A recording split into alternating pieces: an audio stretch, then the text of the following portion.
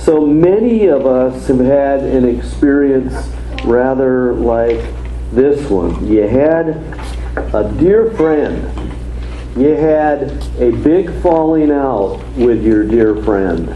Something really bad happened. And as best as you knew how, as best as you knew, you forgave your friend.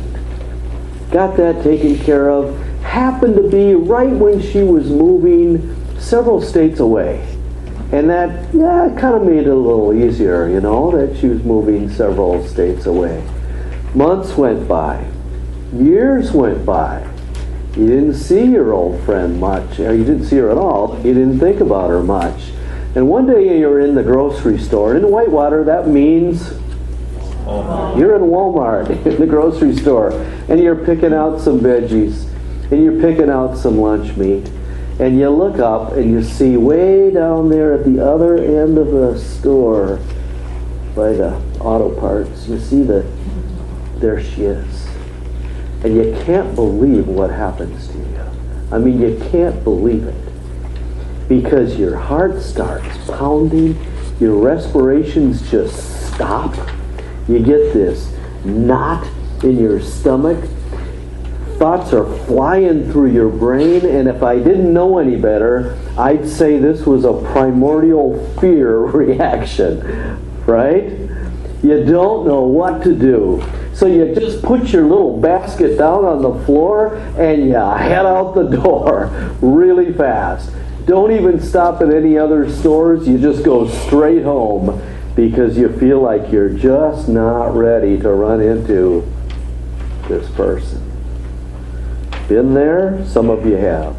Would you join me at Genesis 42? If you have any sort of Bible at all, Genesis 42, there are Bibles in the chairs, so help yourself. And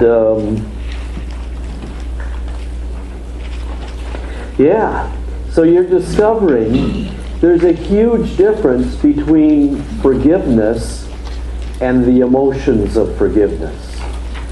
Big, big difference.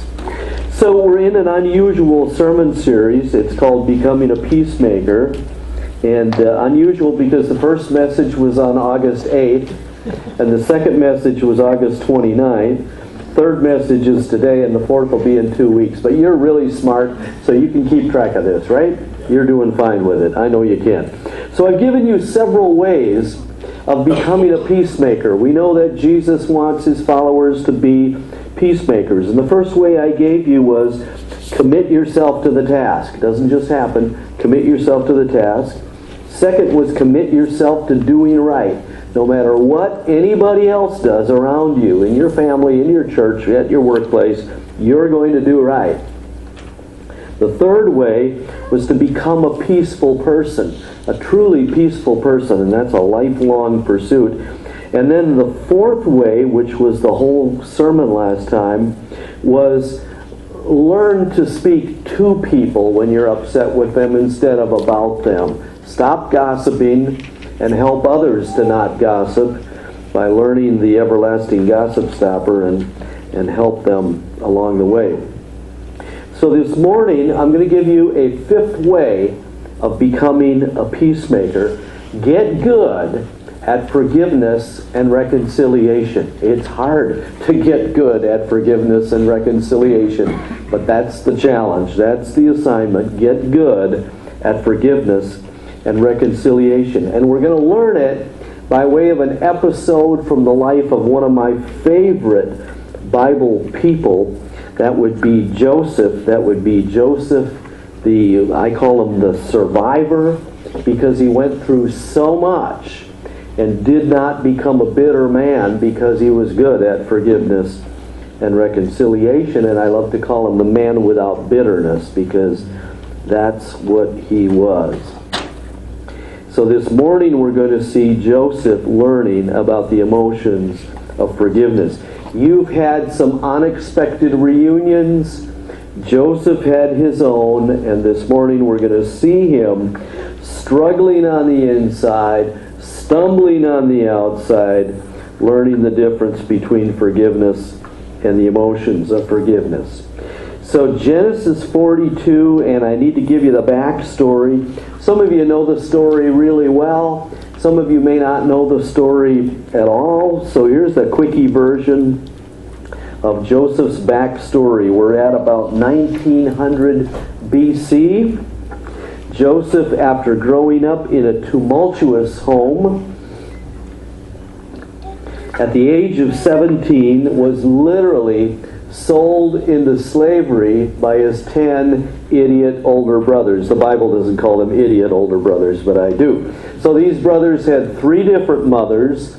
They had a lot of disagreements with each other, but they agreed on one thing. They hated their little brother Joseph, son number 11.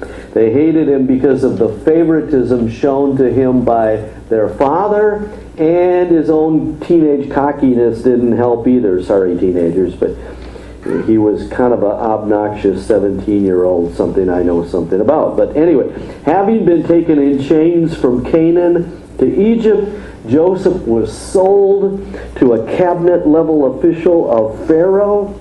He prospered. He soon became the steward, the manager of all the possessions of this wealthy man, but was then unjustly imprisoned by him. And then after 13 years as a slave, 8 of them spent in prison as a slave. Can you imagine being in prison as a slave?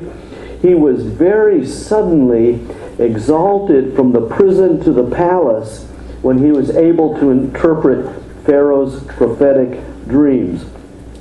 Just as Joseph, the new Jewish prime minister, had predicted, 7 years of superabundant crops were followed by a devastating famine, but having stored up the bountiful harvest of the first 7 years, Joseph found himself distributing grain not only to the Egyptians, but even groveling, hungry representatives of many foreign nations as well. Amazing journey this guy had had. Now, before we get into the story in chapter 42, I need to share the first of several truths about forgiveness, and we're going to start here.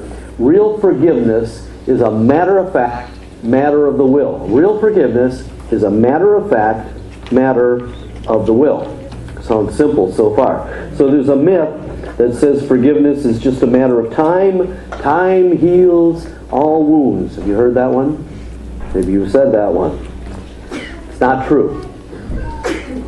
I had a lump on the back of my neck a few years back, and I tried giving it time. Time heals all wounds, right? It got bigger and bigger and nastier and nastier and more sore. I finally went to the doctor. The doctor loved it. He admitted he liked poking things like this. He lanced it, got the infection out, then time took over and it got better. Neglecting to forgive causes the bitterness of the infection of bitterness to well up and remain in our hearts. Giving bitterness time doesn't make it better, it actually makes it worse. Until the infection of bitterness is removed through forgiveness, our wounds worsen. When the infection of bitterness is removed, then time brings healing. And that's why some of the nastiest people you know, we won't name names, but the nastiest people you know are probably old people. Yeah? Yeah. So, as the years roll by, people, folks will do some nasty things to you. Have you noticed? It's inevitable. If you don't learn to forgive these things, you'll become somebody your grandchildren don't want to be around. Somebody said, the poison of an unforgiving heart is not merely offered to the enemy, it's swallowed first by the one holding the bottle. So what is forgiveness? Really important thing. What is it? The words for forgiveness found in the Bible are almost all financial terms. They have to do with debt and obligations. Unforgiveness basically means you owe me. We had all this language on my playgrounds growing up. You owe me, or bop him in the nose, I owed you that, right? We've all used this kind of language, the language of debt. Forgiveness means I cancel the debt and you no longer owe me. Forgiveness is the voluntary cancellation of a moral debt. You don't owe me. So the United States has this habit, I bet you don't like it, of writing off huge debts. A few years back it was Jordan. I don't dislike Jordan, but Jordan owed us $700 million and the U.S. just wrote it off. Does that bother anyone here? It bothers us because we have this innate God-given sense of justice that debts ought to be paid. So, and if you struggle, I know you do, with letting somebody off the hook by forgiveness, then think of it this way. This really helps me. I think it will help you. Forgiveness is the transference of a debt to God. It's the transference of a debt from you to God. Lending institutions do this all the time. You get a home mortgage, and a few years into it, they sell your mortgage to somebody else. And we don't care as long as they don't mess it up in the process, but it's a little weird to find out now you owe this company instead of this company. But that's what we're talking about. Forgiveness doesn't mean you let the person off the hook. Think of it this way. Forgiveness means I let the person off my hook and I put him on God's hook. Get it? Make sense? In forgiveness, you're transferring the debt to someone infinitely more capable than you are of collecting on it or forgiving it justly. God can forgive these debts justly because Jesus Christ paid for all of our sin in his sacrificial death on the cross. So the worst of sinners, the worst of sinners, can believe in Jesus Christ, turning from his sin and turning to Christ, and be forgiven and be justly forgiven. It takes faith in God on our part to hand people over to him and let him deal with them, right? You get it? Does that make sense? So it's no wonder that people who don't know God, who don't have faith in God, have a terrible time with forgiving because they think they have to deal with it themselves. Like in all the movies out there that have the theme of revenge. Have you noticed? They're just hundreds of them. Look at Romans 12. I love this. Love this. This is from Romans 12. The Apostle Paul says, do not repay. There's that payment thing again. Do not repay evil for evil. Do not take revenge, my friends. Don't try to collect the debt yourself. But leave room for God's wrath. We'll come back to that. For it is written, it is mine to avenge. I will repay, says the Lord. Forgiveness isn't yielding to that other person who sinned against you. It's yielding to God. Forgiveness isn't getting mad, and it's not getting even. It's not letting things remain uneven. It's letting God get even. It's getting out of the way. I love the phrase, leave room for God's wrath, which always reminds me of the Old West. Because I picture, maybe you don't, but it works for me. I always picture, Marshall Dillon and some bad guy go out in the street together. They're going to shoot it out. And what does everybody else do? Run. They run. They get out of the way. Let Marshall Dillon take care of it. That's the picture. Get out of the way. Let God take care of it. It's his thing. Love that. Real forgiveness is a matter-of-fact matter of the will. Ralph Werner said, if we wait until we feel like forgiving an offender, we never will. Not any more than if we wait until we feel like cleaning out the garage or changing a dirty diaper. Forgiveness isn't a feeling, it's something we choose to do by an act of the will. Okay, sounds simple, right? Not quite. That's why we have the rest of the sermon. We can't tell we've forgiven by looking at our feelings, because our feelings are all over the map. But here are some things that we can look at that can be helpful to determine if we really have forgiven. This hopefully is helpful. So, do you pray for His blessing, or do you pray for God to nail him? You don't have to answer that, but Greg already did. Have you filed away the offense for future use, or have you given it away to God? And here's what works for me.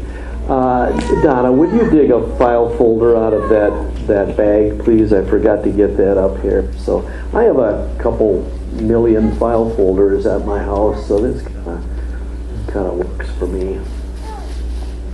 That's a good one, because that's the Living Word Fellowship file folder.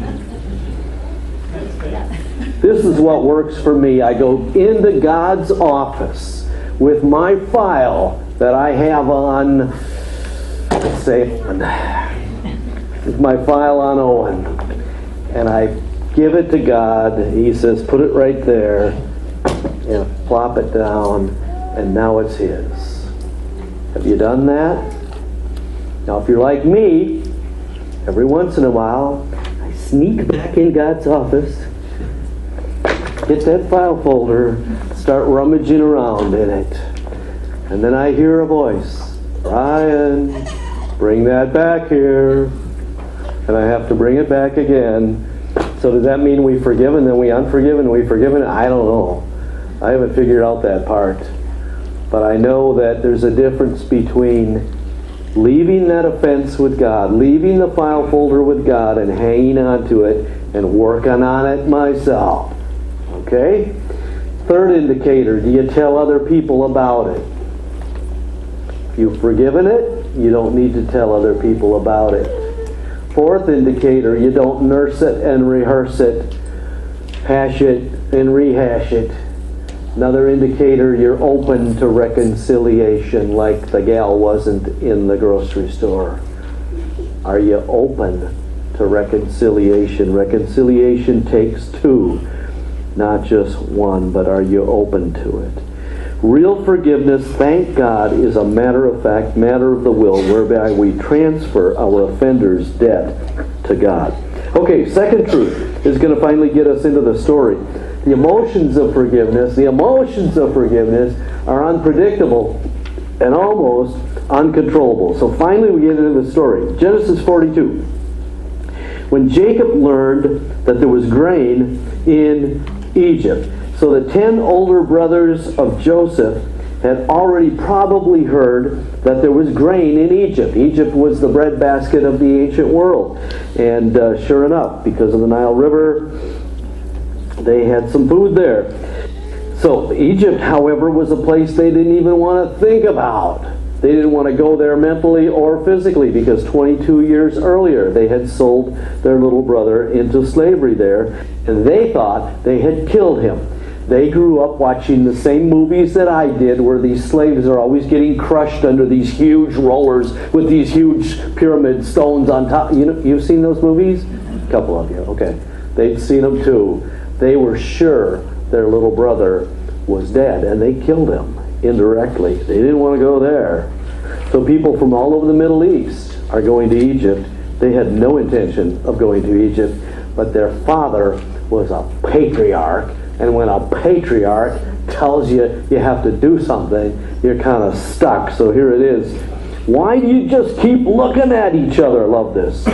This is the father. Why do you just keep looking at each other? I've heard there's grain in Egypt. Go down there and buy some for us so that we may live and not die. Then 10 of Joseph's brothers went down to buy grain from Egypt. But Jacob did not send Benjamin, Joseph's brother. Okay, so Benjamin was Joseph's only full brother. The the youngest of 12. And he was going to be kept up there in Canaan where he would be safe. So back to the verse. Jacob did not send Benjamin, Joseph's brother, with the others because he was afraid that harm might come to him. Joseph had been the favorite. Now Benjamin is the favorite. So Israel's sons were among those who went to buy grain, for the famine was in the land of Canaan. Now Joseph was the governor of the land, the one who sold grain to all its people. Now I picture this scene occurring in a large, beautiful reception room. You've seen them in the movies.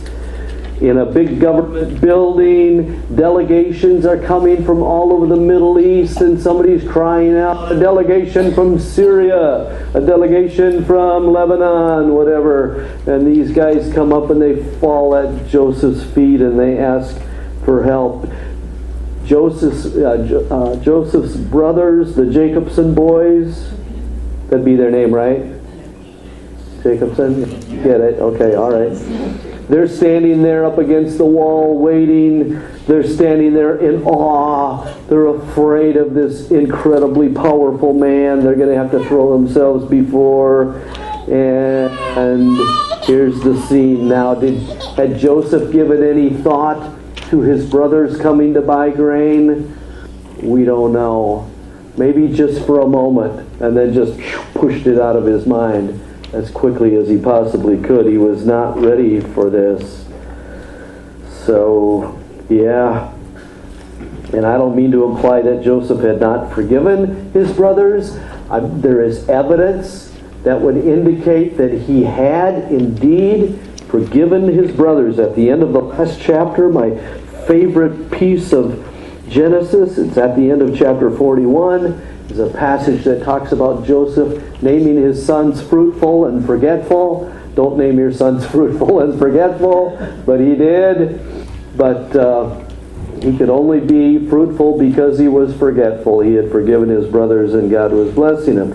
But there's a difference between forgiving somebody for their offense and being able to act as if it never happened. Not the same thing. By the way, I believe Joseph prayed for his brothers.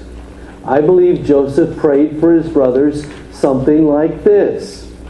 Dear Lord, please bless Benjamin and my 10 older brothers. Bless them, Lord.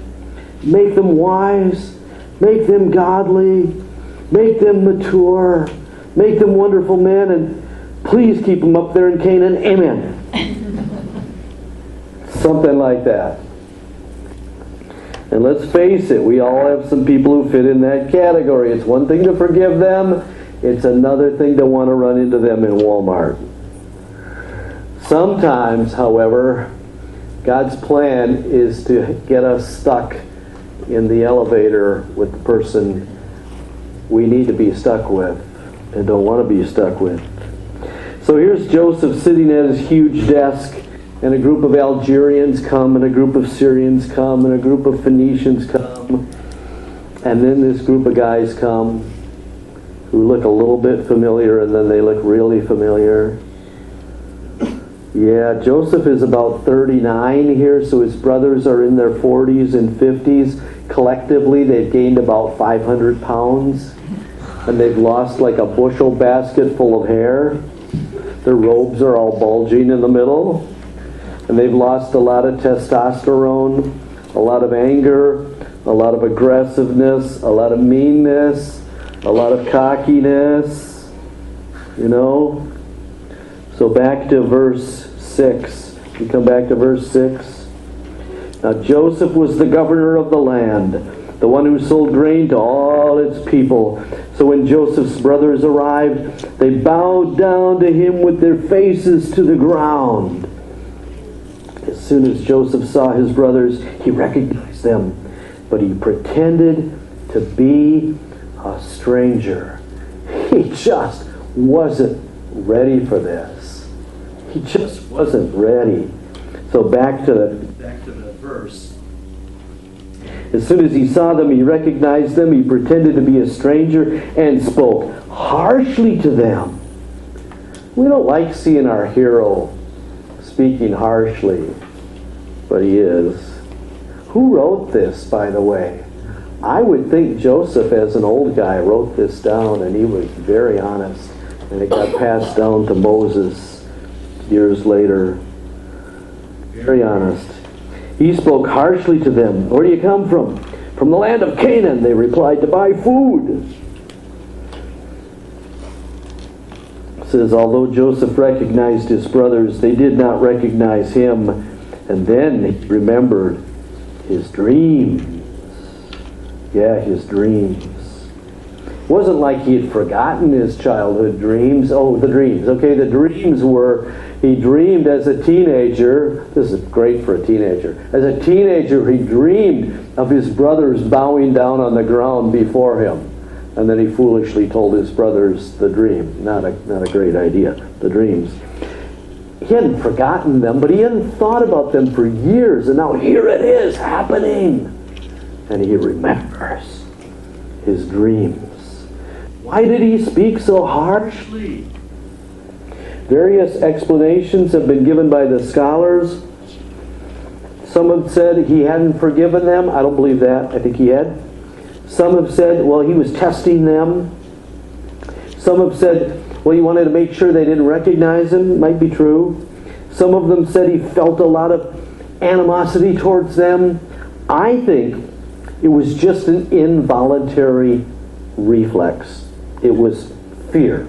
It was a defense mechanism to hide what was going on inside. And what was going on inside was just all kinds of emotions flying through him and in every direction. And the confusion made him angry. You know, men only have two emotions anyway, right? Interception and touchdown. Right? So what do you do with all this stuff? It just, the confusion of it makes you angry. So at some level he's thinking, I don't want to sound like this. I want to hug these guys. I just don't know how right now. Just don't know how. So Donna and I used to watch Unsolved Mysteries. Did any of you watch Unsolved Mysteries? Pretty neat show. And they loved having segments they called Lost Loves. And the lost love was usually a gal who had been given up for adoption as a child by her mother, or even as a baby by her mother. And then she applied to Unsolved Mysteries to solve her case. And they did the research and they found her mother. And they'd have this scene where she's driving up and she gets out of the car and mom comes out of the house and they come and hug each other. And then the last scene of the segment was always the mom with the daughter, and they're sitting on a couch and they're looking at a photo album and they're having this really sweet time and everything. And I hate to sound cynical, but Donna and I were always thinking, not quite that simple, right? Yeah, the gal is glad to see mom, but ooh, mom gave her away. It's just not quite that simple. And that's what we have here. So, yeah.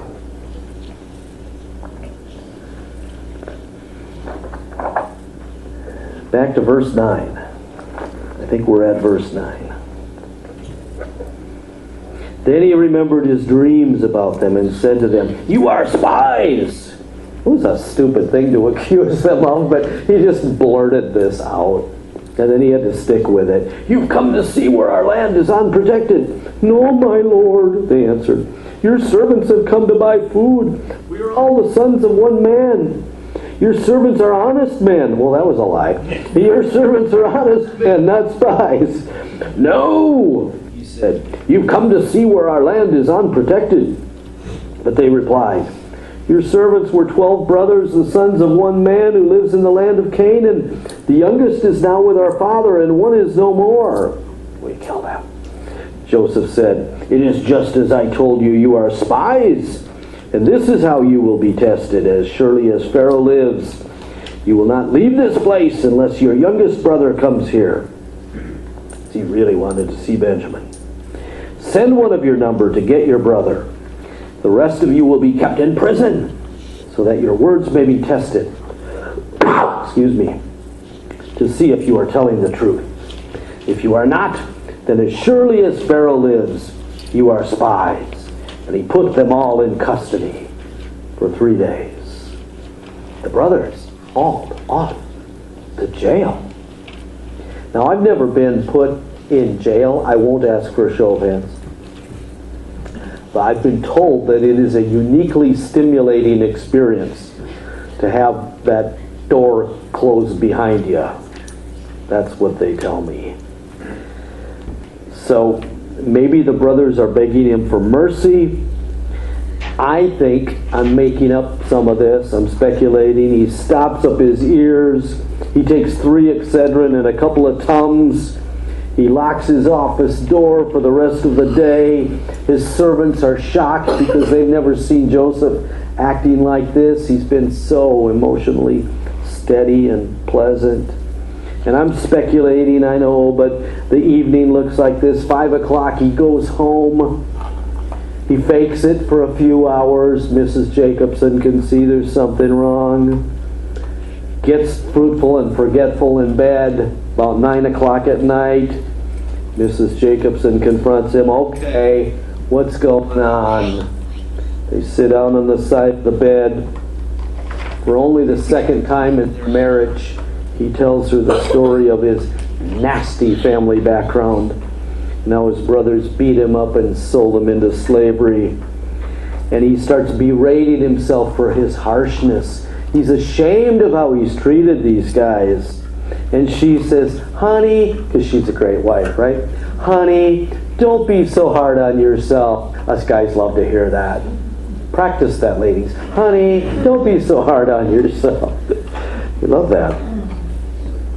Because she's a wise woman, because she's better at relationships than her husband, of course. She says something like the third point of this sermon. She says, honey, emotion should be felt fully, identified accurately. Sounded a lot like a sermon. Identified accurately.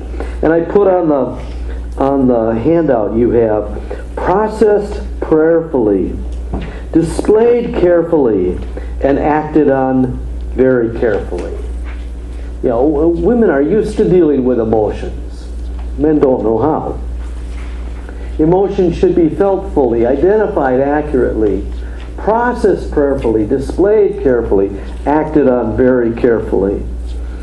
Because forgiveness takes an instant, but processing our feelings can take a long time. Feeling like we've forgiven can take a lifetime. And I'm not against feelings. But feelings are like artifacts dug up in an archaeological dig or gem-laden rocks dug out of the ground. They need to be processed before they're publicly displayed. Right? And I didn't say buried, and we Christians used to be great at burying them. And now we've gone to the other extreme.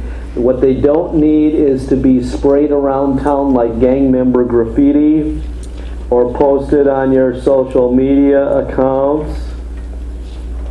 They should be felt. They should be owned. They should be recognized. They should be identified. Many counselors have feeling wheels or feeling charts to help their clients identify their feelings, because again, their male clients only have 2, interception and touchdown. So those kind of charts can help sometimes. But they need to be expressed carefully. A great old preacher said this. He said the deepest feelings are not to be flaunted before the world. The man who displays his tears, and he meant indiscriminately, and the man who is too proud to shed them are both wrong. They're both wrong. Love that. Acted on carefully. Acted on carefully. If I had a beautiful vase up here, if I took this little vase, threw it against the wall, only take me seconds to break it into 1,000 pieces. It'd take me a long time to try to put it back together, right? You take a feather pillow, shake it out into the wind, only take a few seconds. It'd take you forever to try to get the feathers back in the bag. I could get up here and say nasty things that would only take seconds and take me forever to try to get you to forget. So own up to your feelings, feel your feelings, but don't be controlled by them. Please, please, please. The world says, know your heart. Follow your heart, right? You hear this constantly. Follow your heart. God's word says, follow his heart. Don't follow your heart. Know your heart, but don't follow your heart. And we used to say, well, I got to ventilate my anger to get rid of it. Well, even psychology affirms the truth that ventilating your anger just makes it that much worse. It doesn't make it go away. It adds fuel to the fire. I want to just beg you, if you're somebody who wears your feelings on your sleeve, one of those folks, I just wear my feelings on my sleeve. Please, be careful about that. Be careful about that. We can hurt a lot of people. Sometimes we need to check our feelings at the door and just do what God says. Sometimes we need to tell our feelings to get in a back seat and out of the driver's seat. Sometimes we have to feel our feelings and then act on our convictions. So our fourth truth about the emotions of forgiveness, I'm just going to kind of mention, I won't really develop it, but the fourth truth is that while forgiveness is an act, reconciliation is a process. Reconciliation means getting the relationship back to what it was before. Sometimes that's possible, sometimes it's not possible. It definitely takes forgiveness. It takes two, not just one. It takes time. It usually takes some confession, some apologies. It takes some discussion. It takes some good listening. And then finally, real reconciliation takes place. With Joseph's brothers showing up in Egypt, the process began. Joseph didn't want this. He wasn't looking for this. It was God's plan. God had to have this happen. In fact, God threw him into it. It was not an impossible mission he decided to accept, like Donald. It was more like an offer he couldn't refuse. But there was time. Read the rest of the story, chapter 42, 43, 44, 45. It took time. It took some tears. It took the brothers admitting to their sin, admitting how wrong they were. And then finally in chapter 45, a real reconciliation really happened. A fifth way to become a peacemaker is get good at forgiveness and reconciliation. Four truths. Real forgiveness is a matter of fact, matter of the will. Amen. The emotions of forgiveness are unpredictable and almost uncontrollable. Third one, the emotions of forgiveness should be felt fully, identified accurately, processed prayerfully, displayed carefully, acted on very carefully. And the fourth was, while forgiveness is an act, reconciliation is a process. On the flip chart of the handout are the questions we're going to look at right now, and then some follow-up, some homework if you'd like to do it this week. But here are some things we can pray about. Is there somebody you need to forgive? Are there emotions you need to process? Are there emotions you need to rein in? Since this is Wisconsin, the answer is probably no. Is there someone with whom God wants you to begin a reconciliation process?